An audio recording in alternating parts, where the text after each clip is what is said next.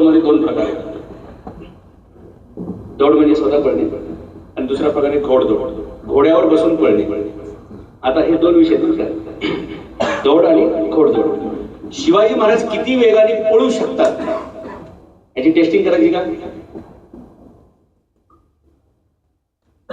11 जुलैला शिवाजी महाराज पन्हाळ्यातून बाहेर पडले रात्रीचे, पडत्या पावसात, किर्र अंधार आहे, समोर माणूस आला तर डोळ्यात समोर गोड जाईल एवढा किर्र अंधार, म्हणजे समोर 2 फुटाला माणूस तुम्हाला दिसणार नाही एवढा किर्र अंधार, पडता पाऊस, चिखल. अशा परिस्थितीत 11 जुलैला रात्री शिवाजी महाराज पन्हाळ्यातून बाहेर पडले आणि 12 जुलैला ते विशाळगडात पोहोचले. 58 किलोमीटरचा प्रवास एका रात्रीत करणारी माणसं मला दाखवा. दिवसामध्ये रात्रीत प्रवास केलेली माणसं दाखवा. हे कशामुळे शक्य झालं?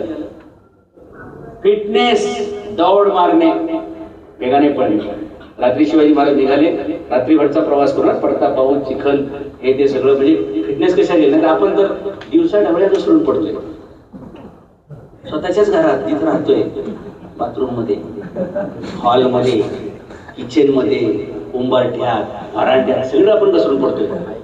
बोलता बोलता चालतात ना, चालता बोलता मरण नाही बरं काय. कित्येक लोकांच्या अंगावर ट्रेन गेली, कित्येक लोकांच्या अंगावर गाडी गेली, पण त्यांचं लक्ष येतच, बोलतच चाललेलं असते. काही लोक ते कानात वायरी घालून फिरतात, अजून काय चाललंय माहितच नाही. ज्याच्याकडे वायरी नाही ते दुसरंच काहीतरी खूपसून कानात चालतंय, त्याला बड्स म्हणतात. आणि इतरांकडे बघितलं की आम्हालाही तसं असलं पाहिजे असं लोकांना वाटतं, तर ते बिचारे पाहून जातात. मेजॉरिटी ज्या बाजूला असते ते मूर्खपणाचं काम असतं, लक्षात घ्या. जिकडे मेजॉरिटी नसते ते खरं शहाणपणाचं काम असतं. कळलं का? काय बहुमत जिकडे आहे ते मूर्खांचा कार्यक्रम असतो, आणि एकमत जिकडे आहे, एकच मत जिकडे आहे ते खरं शहाण्याचं काम असतं. पण आपल्याकडे बहुमताला शहाणपण म्हणतात आणि एक मताला मूर्खपणा म्हणतात. आईन्स्टाईन एकटाच होता, न्यूटन एकटाच होता, एडिसन एकटाच होता. ज्यांना शाळेला वेडं म्हणून शाळेतून हाकलून दिलं, आज अभ्यासक्रमात सगळे वेडे तेच अभ्यास करतात की त्यांनी काय शोधलं, आहे की नाही. म्हणून स्वतःवर विश्वास ठेवायला, यू आर ऑलवेज करेक्ट, हे लक्षात ठेवा. आपण योग्यच असतो. आपण जेव्हा दुसऱ्याचे सल्ले ऐकतो तेव्हा आपल्या आयुष्यात दुःख सुरू होतं.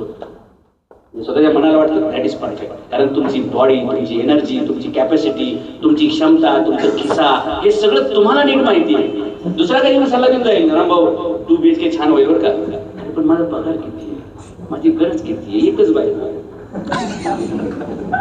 एकच लेखू, कशाला कुठे जास्त वाढवता. आपलं काय 4 आहे का, 4 वाला आहे का, हम दो हमारे 4, असं काय आहे का. आणि जेवढं तुम्ही छोट्या घरात आनंदी असताल ना, मोठ्या घरात शक्य नाही. सुरुवातीला मी सांगत होतो साहेब बरं काय, पण बायकोला काही पटलं नाही. तिला असं वाटायचं की हा म्हणून टाळतं आपल्याला. टाळणे हे पण एक कौशल्य बरं काय, ते शिकलं पाहिजे पुरुषांनी. टाळणे असं मी बऱ्याचदा टाळलं. योगा नसलं की मी एकदा काय दौऱ्यावरती गेलो आणि हिच्या मैत्रिणीच्या घरी 2 दिवसाचा मुक्काम झाला, आणि ती तिकडून आल्यानंतर मला असं वाटलं की ती कौतुक करेल तिच्या मैत्रिणीच्या नवऱ्याचं, की 5 गुंठ्यात बंगला आहे, खाली पण आहे, वर पण आहे, वर टॅरेस आहे, दारात 2 हत्ती येतं मार्बलचे, आणि आतमध्ये ह्याव आहे, त्याव आहे, LED स्क्रीन आहे. मला वाटलं असं सगळं काय कौतुक करेल, कारण धंदा प्लॉटिंगचा, त्याच्यामुळे 100% चिटिंगचा.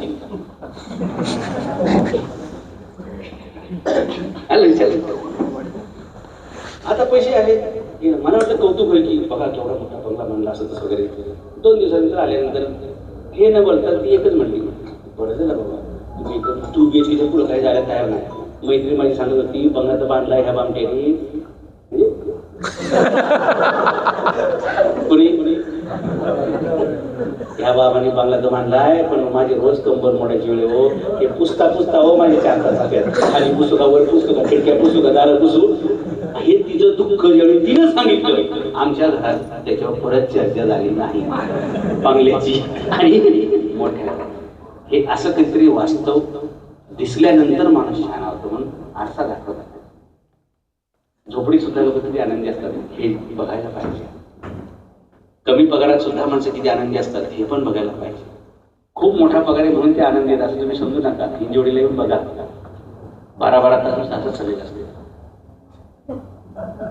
ते भाज्या नाही घेतलं दुसऱ्याच्या बिल्डिंगला घुसते. बायकोला सांगावं लागतंय this is not our building, this is our building, कम कम आहे. दुसऱ्या बिल्डिंगला घुसते कारण त्याला स्क्रीनशॉट दुसरं काही दिसत नाही.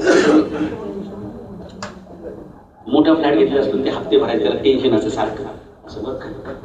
मग ते साहेब मानेचे रोग होतात, खांद्याचे रोग होतात, पाठीचे रोग होतात. काय गरज आहे काय एवढा मागल्या घ्यायची? 40-50 लाखाचा ठीक आहे, ते 1.5 कोटीचा घेते का बाकीच्या मित्रांनी घेतलाय. आता बाकीचे मित्र 3000चा शर्ट घेतात, म्हणजे हे पण येणं घेते. अरे बघतोय कोण तुला, बघतोय कोण? एकदा मला काय सांगितले 3000 का शर्ट आहे, म्हणले दे 150 रुपये काय बोल. म्हणले किंमत टी शर्टची नाही, टी शर्टच्या आतमधल्या माणसाची आहे.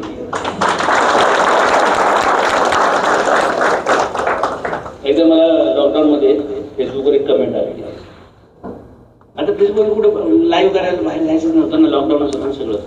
ते राखाडी करायचे शर्ट माझ्या मोबाईल समजलं, मग ते सायकल होती माझ्या बरं का. माझे काही घरी उद्योग करत असतात, पण त्याच्यापासून मी ते व्हिडिओ वगैरे बनवायचो. तर 2-4 व्हिडिओ बघितल्यानंतर एकाने कमेंट केली त्याच्यावर, काय तुमच्याकडे एकच शर्ट आहे. माणसं किती गरीब असू शकतात विचाराने, ते असं तुम्हाला फेसबुकवर पाहता येतं. मग ती अशी कमेंट आल्यानंतर शक्यतो आम्ही तर काही उत्तर देत नाही, पण म्हटलं आता अशी कमेंट द्यायला जरा माझ मोडला पाहिजे. मी त्याला खाली उत्तर दिलं, हो माझ्याकडे एकच टी शर्ट आहे. जसं की मार्क झुकरबर्ग एका टी शर्ट मध्ये दिसतो, स्टीव्ह जॉब एका टी शर्ट मध्ये दिसतो, आणि वॉरेन बफेट एका शर्ट मध्ये दिसतो. तसंच म्हटलं मी पण एक गरीब आहे, चौथा जगातला चौथा गरीब. जे काही लोकांनी त्याचा सत्कार करायला सुरुवात केली, 10 मिनिटात कमेंट काय. वास्तविक काय महत्व काय, तुम्ही किती महागडे गाडीतून येता, किती महागडे कपडे घालता, तुमचं घड्याळ ब्रेसलेट किती महागड्याच्या पेक्षा तुम्ही किती उंच आहात हे महत्वाचं असतं. आणि जगात ज्ञानाची तुमच्या कौशल्याची किंमत. बॉडी बिल्डरला पण जगात मान आहे ना, सायकल चालवण्याला पण मान आहे ना. म्हणजे ज्याचं ज्याचं जे गुणवत्ता आहे त्याला जगात मान्यता कायमच आहे. पण आपल्याकडे कसं आहे, भारतात दिखावट्यावर जातो बरं का. फुगवटा आणि दिखावटा हे भारताचे 2 रोग आहेत, त्याच्यावर लोक चालतात. उसनवारीवरती करू नये माणसाने. मला आमच्या एका मित्राने एकदा सल्ला दिला की sir your security is important. म्हणजे व्हॉट यू वॉन्ट टू सांग. ते म्हणले नाही तुम्ही ब्रिझा नाही वापरली पाहिजे, तुम्ही दुसरी गाडी वापरा. मी म्हणले कोणती? ती म्हणले इनोवा घेतली पाहिजे. मी त्यांना 1 महिन्यानंतर मेसेज टाकला की नवी इनोवा घेतली गाडी. कशासाठी घेतली? इनोवाचा कुठे अपघात झालेला मी तरी अजून बघितलेला नाही. तुम्ही बघितला का? सगळे कमिशनर, कलेक्टर, मंत्री कुठल्या गाडीतून फिरतात, म्हणजे टेस्टेड आहे की कुठल्या गाडीचं काय एरोडायनामिक्स आहे आणि फंक्शनिंग काय आहे, बरोबर. आणि ती मला आपल्या राज्याच्या उपमुख्यमंत्र्यांच्या भावांनी आदरपूर्वक जेवढ्याला टोयोटाने त्यांना दिली तेवढ्याला दिली आहे मला.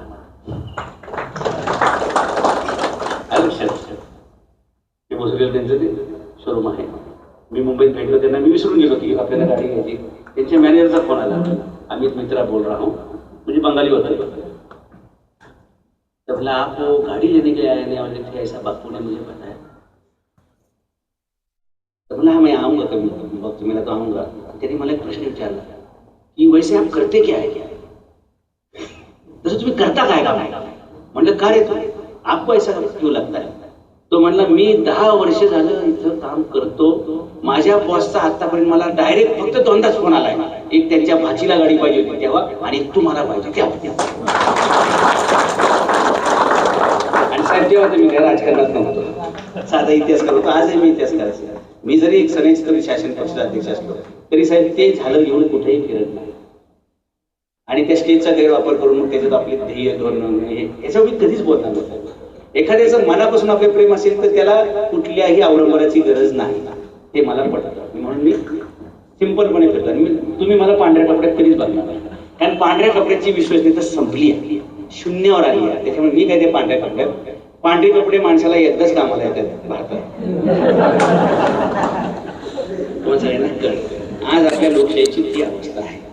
मतं विकत घ्यावी लागतात, माणसं विकत घ्यावी लागतात, तिकीट विकत घ्यावी लागतात, पक्ष विकत घ्यावे लागतात. आता काय राहिले काय शासनात? हे सगळं मला काय आवडत नाही. त्यामुळे मी काही जरी समाजाची गरज होती म्हणून मला पक्ष करावा लागला, नाहीतर मी त्या भांडणात पडणार नाही. इथलं बेरोजगारी, इथलं दारिद्र्य, इथली अवस्था दुरुस्त करणं हे माझं काम.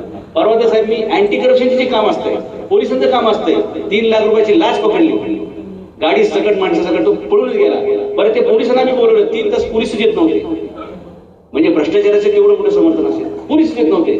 मग वरपर्यंत फोन फिरले म्हणतात, नाही तर मी डीआयजीला वगैरे फोन करा, फोन जाईल की तुम्ही पंचनामा करायचा आहे. तेव्हा रात्री 10 वाजता पोलीस आले. तसे आपले पोलीस उशीर राहिले पटाई वेळेत काही येऊ शकत नाही. ते काय फॉरेनचे पोलीस आहेत का, फोन केले की 3 मिनिटात काय तुमचा प्रॉब्लेम हे असं सगळं एवढ्या ताकदीनं साहेब भिडावं लागतं. महापालिकेच्या आयुक्तावर भिडावं लागतं, उपायुक्तावर भिडावं लागतं. जिथं लोक गेली साहेब साहेब साहेब साहेब असं करतात, तिथं जाऊन मी त्यांना जा विचारतो की हे काम का झालेलं नाही, या दवाखान्यात औषधं का नाही, यांना पाणी का मिळत नाही, इथले खड्डे तुम्ही का बुजवत नाही. आणि आता तर तेवढी ताकद झाली आपली साहेब निर्माण की आपण नुसता व्हिडिओ टाकला फेसबुकला की दुसऱ्या दिवशी दुसरा व्हिडिओ लोक टाकतात, साहेब काम झालंय बरं का, आमचं गटार बुजवलेलं आहे, आमचे खड्डे बुजवलेले आहेत, आमचं पाणी आलेलं आहे. पण त्यासाठी लढावं लागतं, रडून होणार नाही. आणि आपण सगळ्यांचं काम करतो. मी असं म्हणत नाही बरं का, ह्या प्रभागात असेल तरच सांग, या वार्डात असेल तरच सांग, असं नाही. या शहरातलं कुठलाही नागरिक, कुठलाही प्रश्न असेल, तुम्ही नक्कीच फोन केला तर आम्ही जे काम सांगितले ते लगेच करून द्या. आता परवा साहेब तो व्हिडिओ टाकला होता, जमीन दुसऱ्याची साहेब तिसरीच बिल्डिंग बांधली आणि ते विचार आपल्या घरी पाटील आहे, त्याचं वडिलांचं नाव गुंड आहे, त्याची जमीन, त्याचं आडनाव नाही, नाव पाटील आहे, त्याचं आडनाव नाही, नाव पाटील आहे, तुकाराम गुंड. पाटील हे त्याचं नाव आहे, तुकाराम हे वडिलांचं नाव आहे आणि गुंड हे त्याचं आडनाव आहे. अरे म्हणलं ज्याच्या परंपरेनं गुंड आडनाव आहे त्याची सुद्धा जमीन दाखवावी, मग तू काय करतो, तुझं काय कुठे आता गरीबाला काही न्याय मिळत नाही. तो भाग आहे, फिटनेस असली पाहिजे. शिवाजी महाराजांची फिटनेस आहे, चढणे उतरणे काय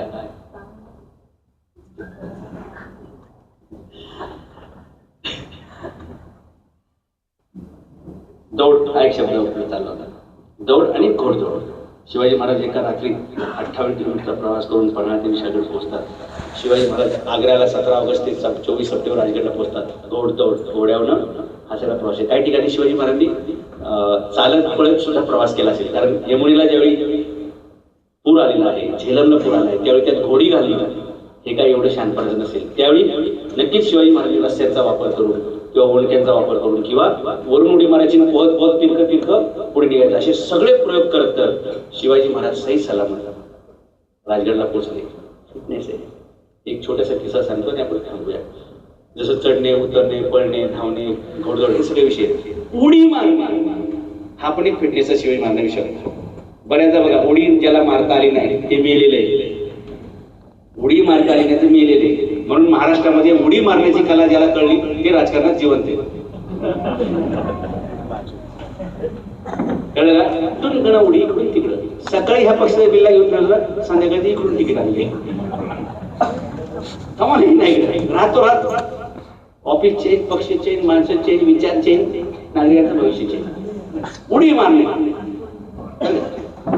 शिवाजी महाराज अफजल खानाला जे मारू शकले त्याच्यामध्ये उडी मारणे ह्या शब्दाचा खूप मोठा रोल आहे.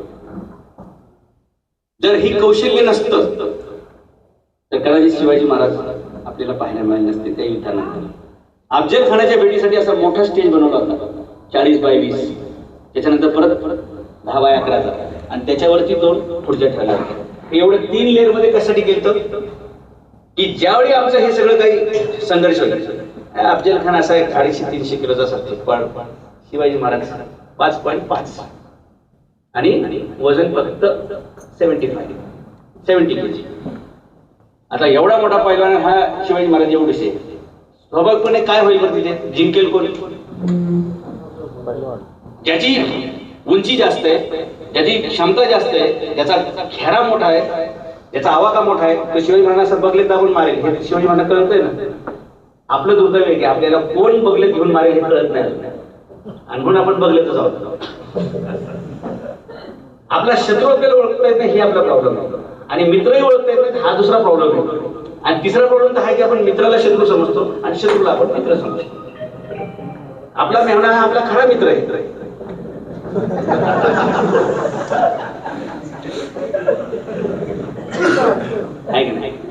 आणि खरा शत्रू कोण आहे? खरा महाराष्ट्रात तू कोण आहे? आपली सासू. काय घरी आली की काहीतरी मापच करणार. झुंबर जरा जुनं झाले, स्वप्नात जरा जुना.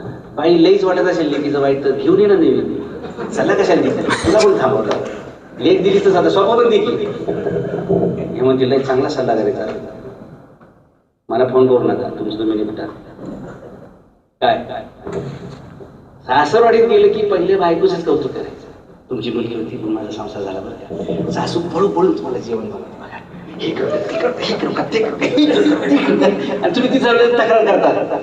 कसली मुलगी दिली माझ्याकडे, वडण्यात टाकलाय. जी जिलेबी आणि लाडू पेढे बनवणार ती साधं डायरेक्ट बेसनावरच येणार. गिळा निघा, तक्रार करता का माझ्या मुलीची? म्हणून काय बोलायचं हे पण शिकलं पाहिजे. काय बेसन भाकरी जरी केली काय म्हणलं पाहिजे, असली बेसन भाकरी या 10 वर्षात खाल्ली नाही. गिळा की गिळ, काय प्रॉब्लेम. कदाचित मूड बदलेल तर संध्याकाळी पुरणपोळी होईल. पण आहे त्याला नावं ठेवायची नाही. ते आहे त्या मग खरी त्याला आहे बरं का. आणि मला सांगा तसंही तुम्हाला बोलायची वेळ आली तर चांगलंच बोला ना. वाईट कशाला बोलायचं? काय वाईट बोलायचं? आपल्याला एखाद्या फाटलेला सदरा दिसतो पण त्याची फाटलेली परिस्थिती दिसते का? तर मला वाटतं फाटलेल्या सदऱ्यापेक्षा त्या माणसाची फाटलेली परिस्थितीकडे बघितलं ना तर तुम्हाला कळेल की आयुष्याचं जगणं म्हणजे काय असतं. हे पण नीट समजून घ्यायला पाहिजे. आपला विषय काय होता? उडी मार. ज्यावेळी अफजल खानाची माझी भेट होईल त्यावेळी मला जास्त काय करता येणार नाही. तो ताकदीने जास्त आहे, उंचीने जास्त आहे. फक्त एक काम मला करता येईल. म्हणून ते 3 लेअर मध्ये बनवताना त्या खुर्चीवरनं माणसं उठली की उभं राहून फक्त गाठी भेटवली. एक पाऊल मागे पुढे सरकलं की माणूस खाली पडला पाहिजे. एवढीच जागा ठेवली असं. ऐकतात आपलं टेबल आहे की नाही अशी जागा ठेवली होती जेणेकरून त्या सगळ्या प्रसंगात शिवाजी महाराजांचं काम एकच होतं की अफजल खानाला खाली ढकलणे.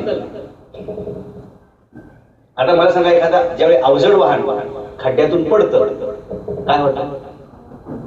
ते वाहन मोडतच डायरेक्ट. तसं एवढा अवजड अफजल खान आहे त्याला जर खाली ढकलला 3 लेअर आहेत असं लोक 4-5 फूट उंची होती खाली माणूस पालथा पडला मागं जगल का? हा प्लॅन होता. झाली ती सगळी भेट. त्यांनी उद्योग सुरू केला. आता शिवाजी महाराज काही गप्प असतात का? त्यांनी पाठवून सुरू केलं, शिवाजी महाराज पुढून सुरू केलं. आपण नादच करायचं नाही मराठी माणसाचा. आता आपण मला अंगावर घेतलं तर फिनिशिंग करून टाकलं. त्यांनी पाठवून सुरू केलं, शिवाजी महाराज पुढून सुरू केलं. एक इकडून हात डायरेक्ट 1/2 कलिंगड फिनिश. असं कोतराच बाहेर आला ते ओरडायला लागलं दगा म्हणल्यावर त्याचा जो बाहेर बॉडीगार्ड होता तो आतमध्ये थांबला. त्याचं नाव बडा सय्यद. त्याला इतिहासात सय्यद बंडा या नावाने लोक ओळखतात पण त्याचं ऍक्च्युअल नाव बडा सय्यद. बडा सय्यद म्हणजे कळलं का? Energy commando. डोळ्याचं पातळ लवकर तो लगेच प्रतिकार करू शकतो, वार करू शकतो, समोरच्याला खतम करू शकतो.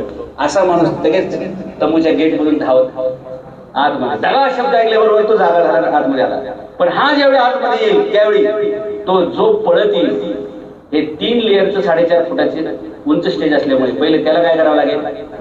त्या स्टेजवर चढण्यासाठी उडी मारावी लागेल. आणि जर त्याला उडी मारावी लागली तर तेवढ्यात मी काय करेल? मी उडी मारून खाली जाईल. म्हणजे अंतर वाढलं की नाही. आणि स्पीड ब्रेकर आला की त्याला पळत यायचंय, तिथं उडी मारायची, मग परत खाली उडी मारायची, मग शिवाजी महाराज घावणार, सापडणार, तावडी भेटणार. बरोबर? तसंच झालं. सय्यद बंडा आला, त्यांनी स्टेजवर उडी मारली आणि उडी मारून खाली जे शिवाजी महाराज त्यांच्यावर तो वार करायला गेला. त्याचे 2 फायदे झाले. एक त्याचं स्पीड कमी करता आलं. स्टेजवर आल्यानंतर पळता येईल का? स्टेजवर आल्या पहिलं बॅलन्स करावं लागेल शून्यावरती आणि शून्यावरनं परत पिकअप घ्यायचं आहे. म्हणजे जसं आपण गाडी ब्रेक मारला मग परत पहिल्या गेअर टाकावं लागतं. 3ऱ्या गेअरवर गाडी सुरू होत नाही. तसं तो पळत आला, तिथे उडी मारली आणि बॅलन्स करून परत खाली उडी मारायची. जसं शिवाजी महाराजांनी अफजल खानाचं असं केलं, दिलं ढकलून खाली.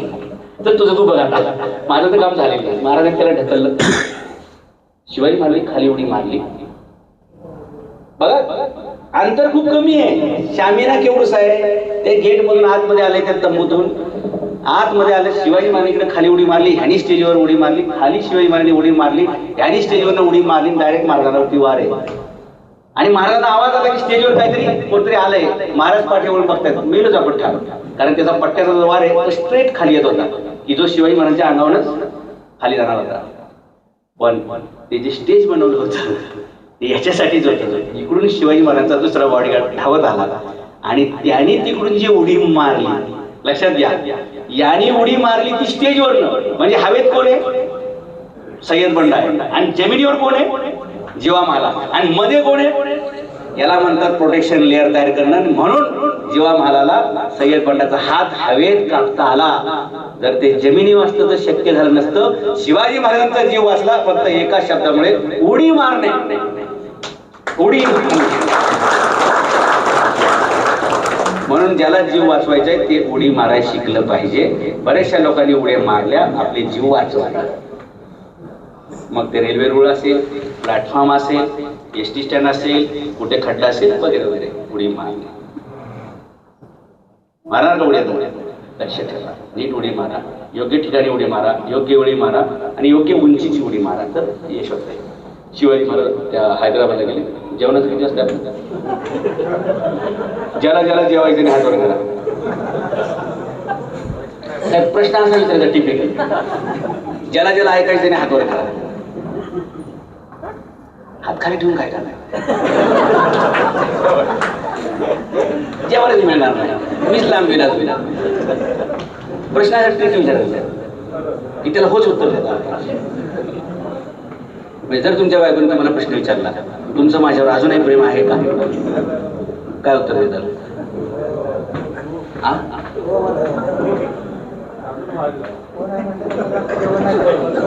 आम्हाला एका माणसाला तावडीत पकडायचा होता, बरं का, तावडीत पकडायचा होता. आम्ही त्याला कॅमेऱ्यासमोर एक प्रश्न विचारला. बघा शब्द कसे देऊ शकतात. त्याला कॅमेऱ्यात असा प्रश्न विचारला, तुम्ही अजून तुमच्या बायकोला मारता का, मारहाण करता का? काय होईल उत्तर?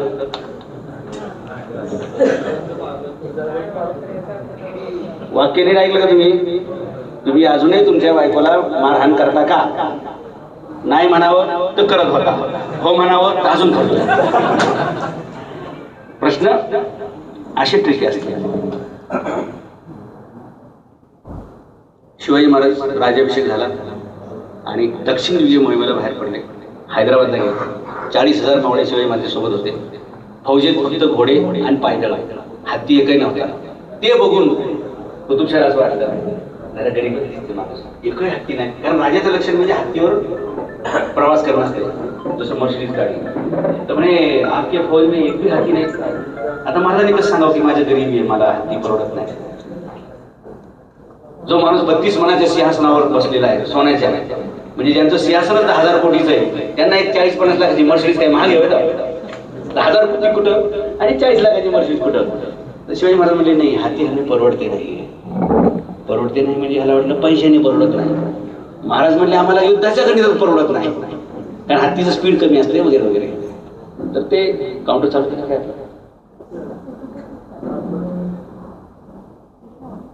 नाही, असं आपण पण उडी मारणार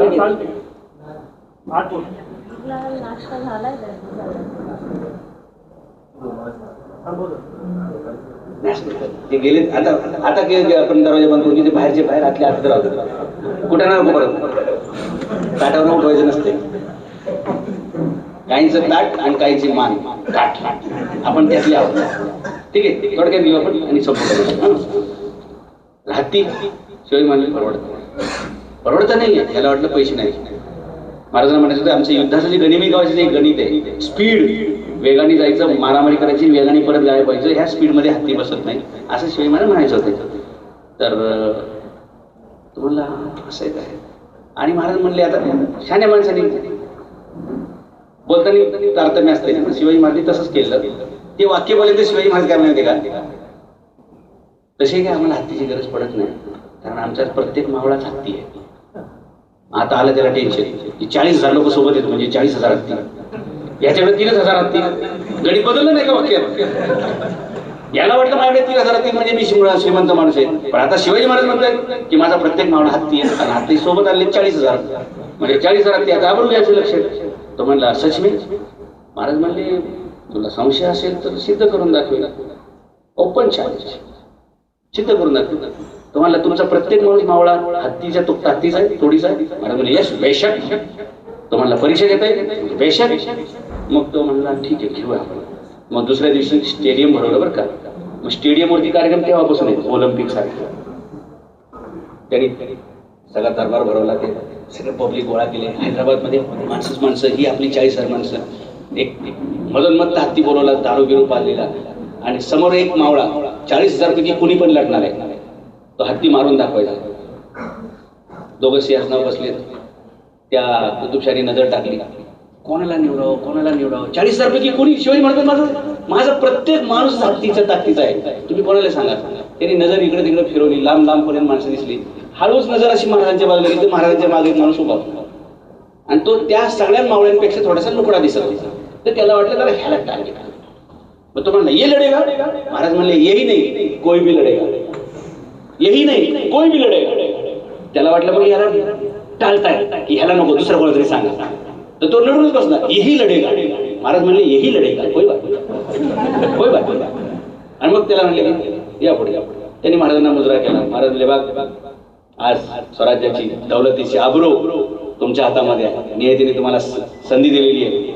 माझं म्हणणं आहे की माझा प्रत्येक मावळा हत्तीच्या ताकदीचा आहे, आज सिद्ध करायची तुम्हाला संधी आहे. तर मला बेशक तुम्ही आम्हाला जे शिकवले, ट्रेनिंग दिले, करूनच दाखवा. त्याला मैदानात उतरवलं, कमरेला तलवार आहे, हत्ती समोरून आलाय. हत्तीची क्षमता असते, त्याला एकदा पिकअप दिला ना, पहिला घेर टाकला, कचकने ते धावायला सुरुवात करते. हत्ती वेगाने पुढे पळत आला. आता तुम्ही ज्यावेळी युद्धाला जाता त्यावेळी हत्ती आल्यावर काय करायचं, घोडा आल्यावर काय करायचं, अंगावर माकड आल्यावर काय करायचं, साप आल्यावर काय करायचं, भालू आल्यावर काय करायचं, याचे प्रत्येक नियम वेगळे. आता तुमच्या समोर साप आला, तुम्ही म्हणतात वा वा नागपंचमी ये इकडे. साप दूधच पित नाही तरी आपल्याला दूध पाजत फिरतात, काय सांगायचं. आपल्याकडे कथा गोष्टींमध्ये लोक खूप अडकले. साप हा दूध पिणारा प्राणी नव्हे, जो उंदीर खातो. भगवान शंकराच्या गळ्यामध्ये साप आहे आणि गणपतीच्या पुढे उंदीर आहे. तुमचंही चालू द्या, आमचंही चालू द्या. कळलं का? कथा आम्हाला नीट कळत नसतं. आम्ही शेतकऱ्यांची वारसदार आहोत, आम्ही शेतकरी पुत्र आहोत, म्हणून भगवान शंकराच्या सोबत नंदी आहे की आमची संपत्तीमध्ये शेती जसं आहे तसं बैल बारदाना ही पण आमची संपत्ती आहे. आणि म्हणून आमच्याकडे गाईला सुद्धा आईचा दर्जा का दिला, कारण ती एक संपत्ती पण आहे आणि आरोग्यासाठी ते महत्वाचं आहे. जर एखाद्याची आई लहानपणी वारली, 2-3 दिवसाचं लेकरू असलं, तर त्याला फक्त एकाच गाईचंच फक्त दूध त्याला पचतं. हे सायंटिफिक आहेत बरं का गोष्टी. म्हणून आपण गाईला आई म्हणायची आपली तर परंपरा आहे. काही लोक फक्त त्याला धार्मिक आहे, तसं नाही, त्याला सायंटिफिक सुद्धा बाजू आहे. धार्मिकता आहे, सायंटिफिक बाजू आहे. तो हत्ती आला. आता ह्यांना ट्रेनिंग असते बरं का, म्हणून ट्रेनिंग शिवाय काय. जर एखाद्याला ट्रेनिंग नसेल, पहिल्यांदाच माणूस आला तरी असं बॉक्स उचलला, 3-4 दिवस घरी कंबरच मोडली. आणि जेव्हा वस्तू उचलायची असते त्यावेळी ते आपल्या शरीराच्या जवळ घ्यायची असते आणि स्ट्रेट वर उचलायची असते, मग काय प्रॉब्लेम होत नाही. आणि ठेवताना सुद्धा स्ट्रेट ठेवायची असते. ठेवताना असा ठेवायला गेला पुढे परत कंबर जाम होईल. ह्याचं ट्रेनिंग असतं, बरोबर ना. वजन कसं उचलावं हे ज्याला कळणार नाही, त्याच्या कमरेला वजन बांधायला लागतं दवाखान्यात. It's very simple to understand. त्या हत्ती जसा धावत पळत आला तसं ह्यांनी भिंतीला चिटकून उभा राहिला. आता भिंतीला चिटकून उभा राहिल्यावर काय होईल, तो हत्ती जसा पळत येईल तसा भिंतीच्या दिशेने हा भिंतीला चिटकून उभा राहिला. हत्ती जसा जवळ आला ह्यानी टुनकन उडी मारली. आता उडी मारणे आणि टुनकन उडी मारण्यात फरक आहे बरं का. टुनकन उडी मारणे म्हणजे तुम्ही सावध आहात, समोर तुम्हाला दिसतंय काय होणार आहे म्हणून तुम्ही तयारीत आहे. जसं कबड्डी उडी मारणे हा खेळ. हत्तीला जसा स्पीड नाही आला तसा हा लगेच बाजूला झाला, तसा हत्ती त्या भिंतीवर जाऊन धडकला. आता हत्ती धडकला. हत्ती हे 16 चाकी लॉरी, जागेवर फिरवता येत नाही, पॉवर स्टेरिंग. त्याला एअर ब्रेक आहे पण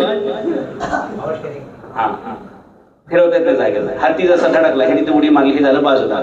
जसा हत्ती भिंतीला धडकला ह्यानी उडी मारली, पाठीमागे गेलं. जे आता लेफ्टला होतं राईटला होतं ते पाठी गेलं आणि हत्तीचं धरलं शेपूट. हत्तीचा एक सगळ्यात मोठा प्रॉब्लेम आहे, त्याचं शरीर खूप मोठं आहे पण त्याचं शेपूट लई लहान आहे. हत्तीचं काय पकडायचं हे कळलं पाहिजे. आणि तुम्ही हत्तीची सोंड धरायला जाता, शिल्लक राहताल का? सापाचा मुका घ्यायला जाता, शिल्लक राहताल का? मगरीचे दात कसे आहेत म्हणून हात घालतात, टिकतात का तुम्ही? मगर वरून तुम्ही कधीच मारू शकत नाही, मगर तुम्ही खालून मारू शकता. म्हणजे कळलं तुम्हाला? मगरीला वर कवच आहे पण खालची बाजू तिची एकदम सॉफ्ट आहे. एक छोट्याशा चाकूने आर पार तिला तुम्ही फिरू शकता. असं हे सगळं ट्रेनिंग आहे. घोडा कसा पाळायचा, हत्ती कसा पाळायचा. जंगलात मराठी 5-5 दिवस रात्री राहिलेत ना, पण कधी साप चावून मेला मराठा एखादा दिसलं का? शिवाजी महाराजांचा मावळा मेला असं दिसलं का? इथं घरात घुसून साप चावले आणि माणसं मेले. पशु पक्षी कधी तुमच्यावर आक्रमण करत नसतात जोपर्यंत त्यांच्या खाद्याचा प्रश्न तयार होत नाही. बिबट्या कधी माणसाला खात नाही, पण माणसाने जेव्हा बिबट्या जो खातो ते खायला सुरुवात केली तेव्हा बिबट्या माणसाकडे वळला. बिबट्या जे खातो ते माणसाने खायला सुरुवात केली, बिबट्याचा आहार संपला म्हणून त्यांनी शहराकडे मोर्चा वळवला. म्हणून आता घराबाहेर रात्री लोक दिसत नाही, 7च्या नंतर दिसत नाही. अंधार पडले की गुडू.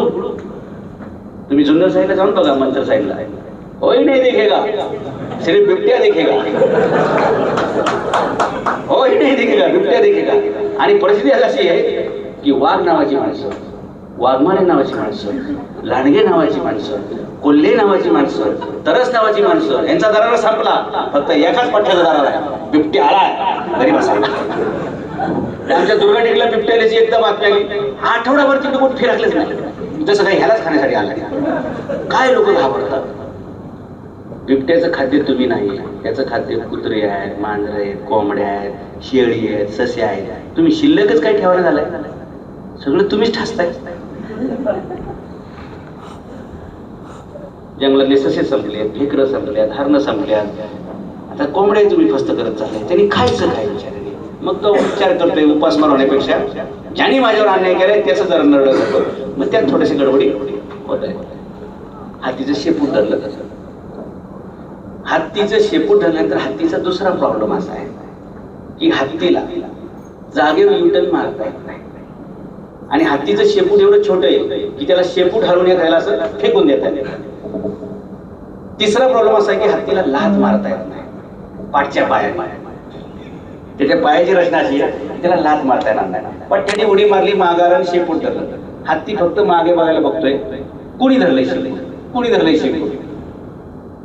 आता शेपूट कुठे धरलंय बघायचं, त्याला जागेवर फिरवलं त्याचं गरगर गरगर.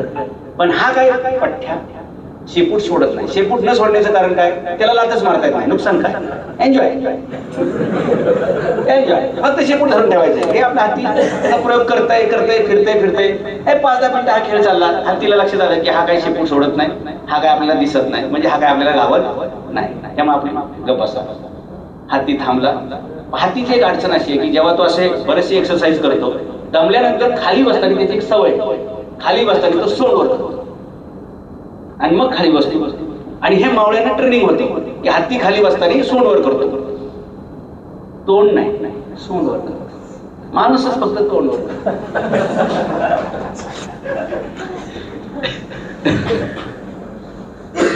दमलेलं नाही, त्याला दारू पाजली होती आणि गडगर फिरतंय. टार्गेट तर काय सापडणार. मग ज्यावेळी टार्गेट सापडत नाही त्यावेळी माणूस हताश होतो.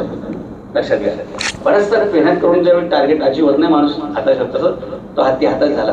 गरगर फिरत होता. बसताना त्याने सोंडवर केली, यांनी शेपूट सोडली, कमरेची तलवार काढली, एक सपकन वार केला. हत्तीची सोंड धडा वेगळी. हत्ती जागेवरती पडला आणि शिवाजी महाराज म्हणले, देखो आम्ही साबित कर दिया, आम्ही सिद्ध केले की आमचा प्रत्येक मावळा हत्तीच्याच ताकदीचा आहे.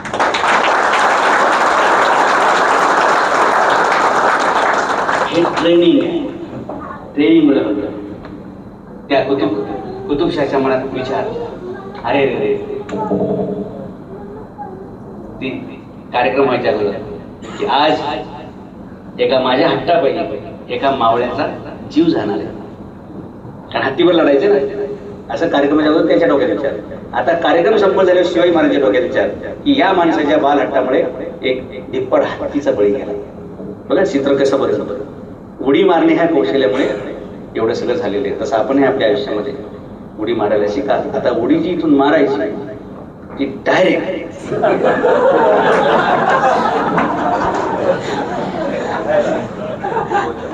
की नाही. जी उडी मारायची ती थेट त्याच्यात एक दुर्दैव साहेब असं आहे, बऱ्याचदा लोक ज्यावेळी श्रीमंताच्या लग्नाला जातात त्यावेळी ते स्वतःचं नुकसान करून घेतात. माझा अनुभव तुम्ही लक्षात घ्या आणि अंमलात आणा. श्रीमंत लोक हुशार असतात, ते हुशार म्हणून श्रीमंत असतात. ते लग्नात सुरुवातीला पाणीपुरी ठेवतात, नंतर चाट मसाला ठेवतात, नंतर असे सूप बीप असे ठातूर मातूर सगळे आयटम ठेवलेले असतात. खरे आयटम मागे असतात, तिथं हे पोचतच नाही बाबा. कुठे भेळच खाते, कुठे शेवपुरीच खाते, कुठे पाणीपुरीच खाते. 90% पोट फूड झालं सूप बी पिऊन, आणि मग आलंय मेन कोर्स करत. तिथं होतं पनीर, तिथं होतं मशरूम, तिथं होता कोफ्ता, तिथं होते काजू बदाम पिस्ता. ते बिचाराच्या आयुष्यात कधी झालं नाही. मला पाणीपुरी खूप आवडतं, पाणीपुरीच मला चायनीज वेळ ठेवतात बरं का लग्नात बऱ्याच. ते कॅटरिंगवाले हुशार आहेत, बिल तर पूर्ण घेतात पण बॅलन्स असं करतात. तुम्ही हॉटेलमध्ये गेले की हॉटेलमध्ये तुम्हाला पहिले सूप का विचारतात तरी कळलं तुम्हाला. अरे तर फक्त त्याच्यातच भरतं, मग हा खाणार काय पण बिल पक्क आहे. मग जिथं 10 पीस पण टाकायचे ते पनीरचे 4च पीस टाकायचे तरी यामध्ये नाही पोट भरलं बरं का. सूपनीच भरलं आणि त्यात टोमॅटो सूप दिले की ऍसिडिटी होणार, पोटच फुगणार. हुशार असतात हॉटेलवाले. म्हणून आता तिथे उडी मारल्यावर हे ठरवा की हॉटेलवाल्याचा फायदा न होता तो आपला फायदा झाला पाहिजे. आपल्याला जे पाहिजे ते मिळालं पाहिजे. जर त्याने विचारलं सूप चाहिए क्या, तर म्हणायचं सूप नाही सूप चाहिए. आणि सूप कशात आहे, जे आजपर्यंत खाल्लेलं नाही ते सोडा, नाही शिवपुरी शोध. आपको उस टेबल पे वही मिलेगा जो उस टेबल पे होगा. इसलिए लाइन में खड़े रहने से पहले देखो कि उस लाइन में क्या मिलेगा. ही रांगेत रांग लागून घेऊ पडत काय मिळेल, फिर शिवपुरी. तसं नाही, पहिला पूर्ण राऊंड मारायचा. थोडा वेळ लागेल, थोडा उशीर होईल, पण पहिला बघायचं कुठं कुठं काय काय काय आहे. आमची पोरं ह्याच्यात लय तरबेज झाले बरं का.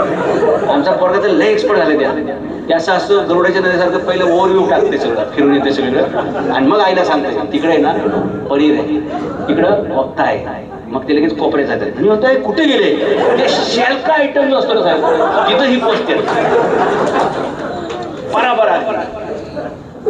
आयुष्यात हे पण शिकायचं की पहिलं पूर्ण दृश्य काय हे समजून घ्यायचं आणि मग कुठं थांबायचं हे ठरवायचं, मग कुठं उडी मारायची हे शिकायचं, आणि किती जेवायचं हे पण ठरवायचं. तर खरा आपला प्रजासत्ताक. लक्षात, ज्याचं पोटावर लक्ष राहील, तुम्हाला सांगतो आणि थांबवतो, ज्याचं पोट पुढे त्याचं भविष्य मागे, आणि ज्याचं पोट जागेवर असेल त्याचं भविष्य त्याला कुठेही घेऊन जाईल. कळलं का मला काय म्हणायचंय? नाही नाही जेवायचं नाही असं नाही, काय खायचं हे ठरवायचं, प्रमाणात खायचं. जेवू नका असं म्हणायचं मला कोणाही अधिकार नाही. तुम्ही आलाय कशासाठी, आलाय कशासाठी? विचारांचं जेवण म्हणायला काय जाते. आम्ही विचारांची माणसं, तत्वांची माणसं आहे. एका रात्रीची उडी इकडून तिकडे, बरोबर. थोडी माणसाला सांगायची गरज नाही उडी कशी मारायची. तर आपण प्रभात रोडला की आम्हाला 26 कार्यक्रमाला बोलवलं, त्याबद्दल मी तुमचा आभार मानतो. तुमच्या आयुष्यामध्ये जेव्हा केव्हा काही असेल, कंपनीचे असेल या नागरिकांचे प्रश्न असतील, कधी तुम्ही आम्हाला फोन करा. सकाळी 10 ते संध्याकाळी 6च्या दरम्यान.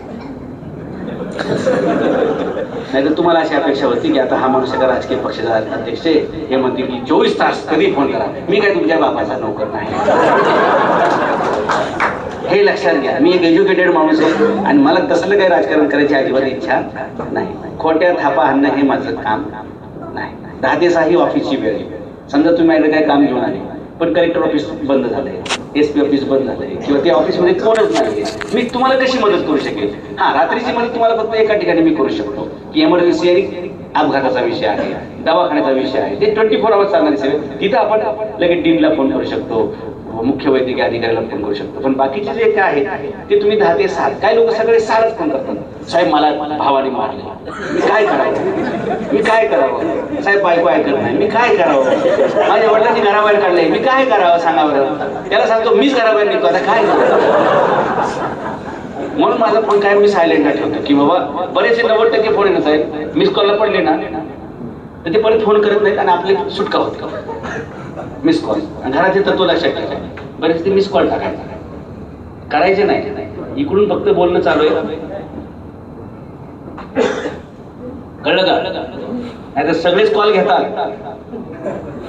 खिसा संपून जाईल, आयुष्य संपून जाईल. कॉल तेवढाच घ्यायचा जो आपल्याला परवडतो. काय जास्त डिटेल कशाला सांगायचं, उडी मारा.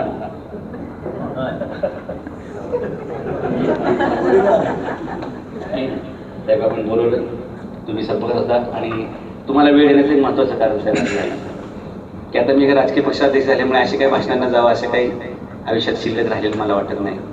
महिन्याला 7 कोटी लोक आपले फेसबुक, युट्यूब, इंस्टाग्राम बघतात, म्हणजे अर्धा महाराष्ट्र दर महिन्याला आपल्याला बघतो. हे सगळं प्रक्रिया आहे.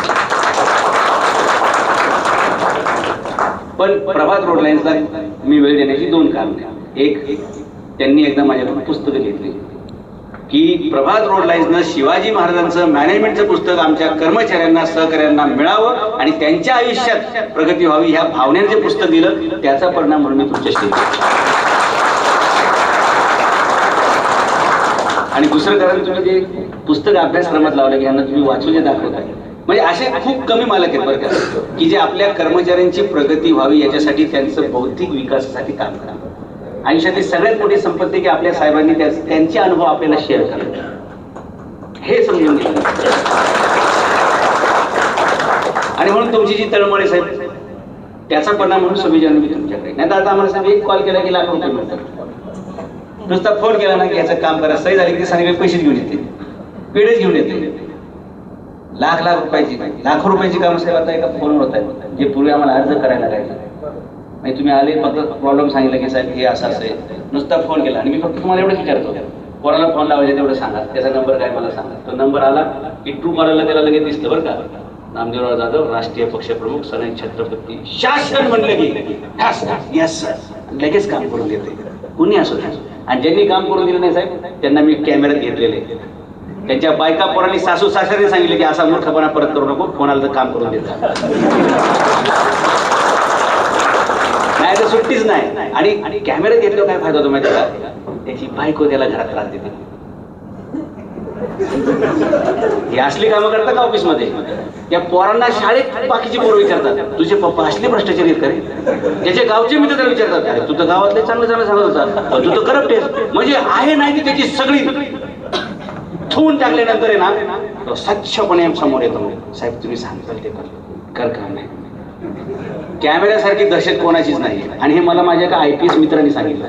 म्हणलं आमच्या अधिकारी कोणाला मोजत नाहीत, मंत्र्याचा फोन आला तरी हो म्हणतात आणि करत नाहीत. म्हणलं घाबरतात कशाला, हे म्हणले फक्त कागद आणि कॅमेऱ्याला घाबरतात. आणि मी तर कागदावरच माणूस आहे. आणि त्यात एक रिस्क होतं साहेब की सरकारी अधिकारी तुम्हाला गुन्ह्यात अडकू शकतात. 353 सरकारी कामाला अडथळा माझ्या अजून कधीच करता आला नाही, भविष्यात करता येणार आहे, कारण त्या सगळ्या तरतुदीचा मी अभ्यास केलेला असतोय. म्हणून तसंच तोही कामाला आला पाहिजे. आपल्याला ते लोकांचे प्रश्न सोडताना साहेब आपले प्रश्न उभे राहणार नाही याची सुद्धा काळजी घेता येते. तिथे आपल्याला जेवण ठेवलेलं आहे, त्याचा आपण लाभ घ्यायचा आहे. त्याच्यासोबतच पुस्तकं पण ठेवलेली आहेत. हे मॅनेजमेंटचं पुस्तक आहे आणि हे सण आहे. शिवाजी महाराजांचा अभ्यासक्रम काय होता, फिजिकल फिटनेस काय, मेंटल फिटनेस काय, सोशल फिटनेस काय, इंटेलेक्च्युअल फिटनेस काय, फायनान्शियल फिटनेस काय, हे सगळे 38 विषय शिवाजी महाराज त्या काळात शिकवले. म्हणून शिवाजी महाराज वयाच्या 15 वर्षी त्यांनी काम सुरू केलं आणि वयाच्या फक्त 44व्या वर्षी स्वतःच्या ताकदीवर ते छत्रपती झाले. आणि बखरकरांनी असं म्हटलं सभासदाने की मराठा पातशाह झाला ही तो सामान्य गोष्ट नव्हे. 400 वर्षानंतर भारतामध्ये एखाद्या माणसाचा, हिंदू माणसाचा राज्याभिषेक झाला. एवढी मोठा पराक्रम जो शिवाजी महाराजांना करता आला तो या अभ्यासक्रमात ती ताकद आहे. आणि म्हणून ते शोधण्यासाठी 6 वर्ष मी काम केलं. ते आता तुमच्या समोर ठेवणार आहे. जेवल्यानंतर ते घ्या. कळलं का? ठीक आहे, थांबतो. धन्यवाद.